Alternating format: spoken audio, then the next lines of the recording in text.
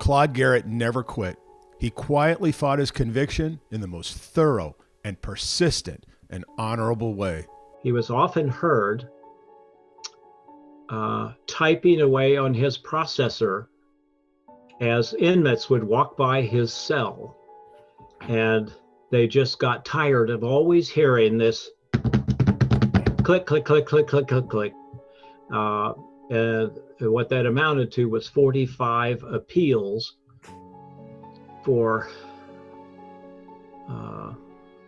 authorities to hear the truth. During that fight, he met Stuart Bain, a fire investigator who dedicated 20 years of his life to freeing Garrett. The biggest fire experts in the world joined the cause.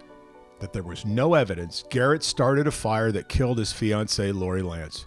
So many mistakes, blunders in the prosecution. And if there was no arson, there was no murder. Let's talk about the alleged murder weapon for a moment, kerosene. The prosecution maintains Claude Garrett poured kerosene all over the living room floor and then lit it. The problem is, kerosene is not gasoline. The fire experts will tell you kerosene ignites when the vapors reach 110 degrees. It was 50 degrees that night, no central heating. So what would happen if you put a match to kerosene? Eventually, even the district attorney who prosecuted Garrett agreed, and on a pretty May morning, Garrett got out of Riverbend a free man. Welcome to the free world, man. Thank you, brother. He spent the entire 5 months reconnecting with his daughter and his 4-year-old grandson. Claude's joy was his family. Claude's joy was being able to return to his family. Claude's joy was his 4-year-old grandson. And it's a special kind of event and rare to be plucked away from his 4-year-old daughter, only to be returned to his 4-year-old grandson. Stuart Bain will tell you he loved every second of his 5 months, cooking and coughing and enjoying the silence of the outdoors. He jumped back into the world without hesitation. Everything was going his way.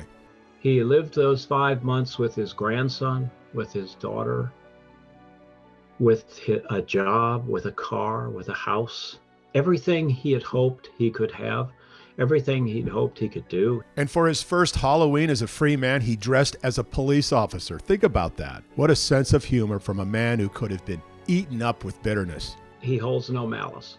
He told me that repeatedly. I hold no malice. 5 months is such a short time. The death of this very fit 67-year-old is unfair. But it was also a life of value, a life to learn from. An epitaph worthy of Psalms 119. You're blessed when you stay on course, walking steadily on the road revealed by God.